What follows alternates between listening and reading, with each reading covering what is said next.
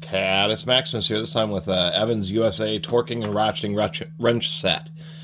I found a couple of these individually. I think I found one of these 3/4 by 13/16 ones, and I made a video about it.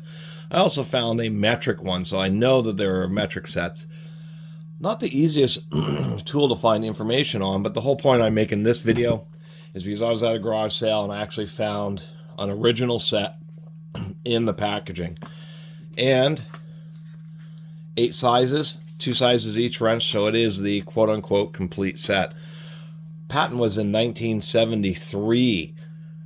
Not much information. When it comes to Evans, that is actually the last name of the person who patented these, and just not a lot of information. What you find is a lot of patents by somebody named Evans related to medical equipment, and I don't know if that's the same person. And I ran into an article, an excerpt from 1985 that was mentioning Evans and wrenches and having to find someone to manufacture them. Initially, I thought it was a pretty decent wrench, and on this 3/4 inch one, 3/4 inch by 13/16, it is pretty decent. But actually, after getting a set and being able to see 4 wrenches together like they are, I can see that they indeed are, American-made, MFG USA. But I'd say they're quality steel, but the quality control, Evans was obviously willing to accept quite a range as long as the wrench sizes and stuff worked. And what I mean is that we have a consistent kind of bead blasted finish on the larger one.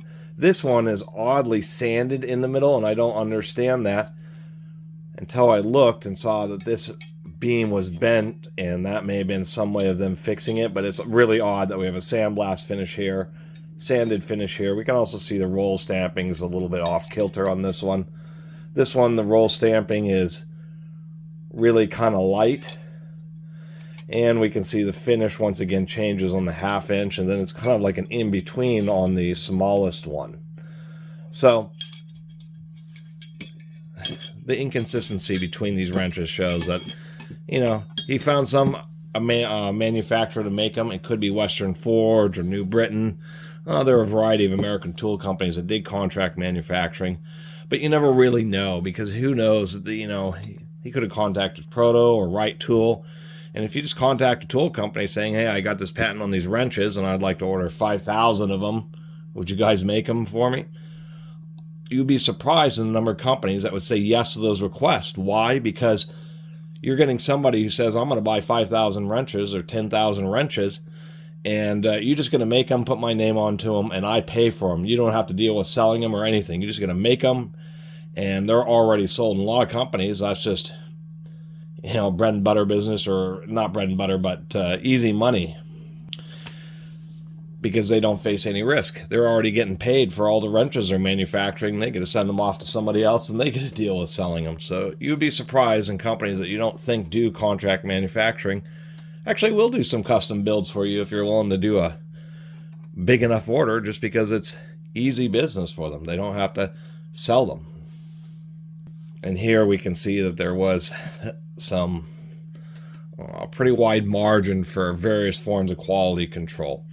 Anyway, calls these.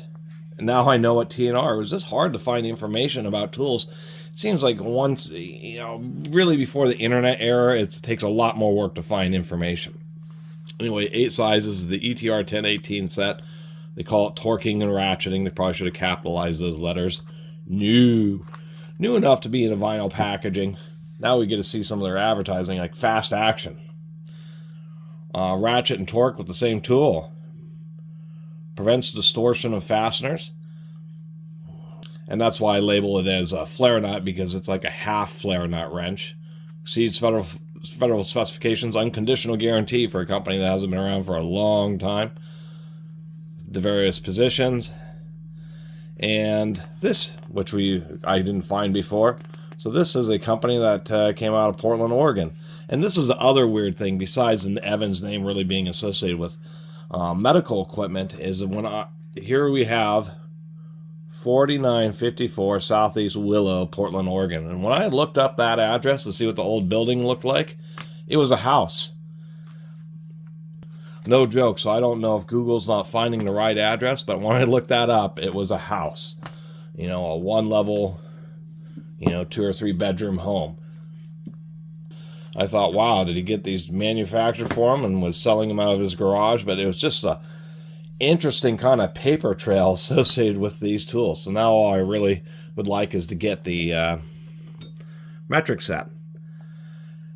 As far as quote-unquote torquing and ratcheting, they do work as advertised. When you have these over a fastener, you do have that extra hook. And so the wrench doesn't want to slip off as much and does put some more load on more of the lobes and will probably break bolts with less likelihood of stripping than just a two-sided open-end wrench. Unfortunately, it's not an open-end wrench because if you have a tight access, a lot of the time the reason you're using an open-end wrench is to be able to slide it over the fastener like that. And so these as flare nut wrenches actually have 2 hooks on them. And so, you know, in some situations, I think they work just great, like air fittings and stuff. Sometimes things like brake lines, hydraulic lines can be pretty darn tight. And only having 1 hook, you still might risk a little bit of distortion of the fastener. So I would still use genuine double hook flare nut wrenches when working on flare fittings. That being said, when you're working on flare fittings, which you know these aren't going to blow out or strip, then they can be certainly very handy using, you know, put them over the tube, get it onto the fitting, loosen it. I guess you'd be this way. You'd loosen it, and then you can use the ratcheting action. The ratcheting action works like this. Just a little hook hangs over the corner of the fastener, and if you try to use this position to actually like torque bolts, or if you're putting a lot of force on the bolt, I did find one photo, or not a photo, but a post where somebody said that this little corner had broken out. And so they were putting a bunch of force on it, and all the load is on basically this corner of the fastener and that little hook. So it's made for, you know, just loosening and initial tightening. It's not made to torque, but nonetheless, people do have a habit of maybe not using tools always in their most of the best use scenario. Other than that, you know, the little design does work. You just press on it and it just hooks on, and then the angle down here kind of, the harder you pull, the more it's kind of trying to drive the bolt up into that little wedge there. And so it does ratchet pretty easily, and it doesn't have any moving parts or anything like that. I could see a real dirty bolt. You might have some slipping issues until some of the crud comes off. But nonetheless, it's an interesting idea. And, you know, the patent expired in the 90s. So I'm kind of surprised that no tool company has tried remaking these. In the patent drawing, he did have crow's feet versions of these wrenches too, and I thought those might be kind of handy.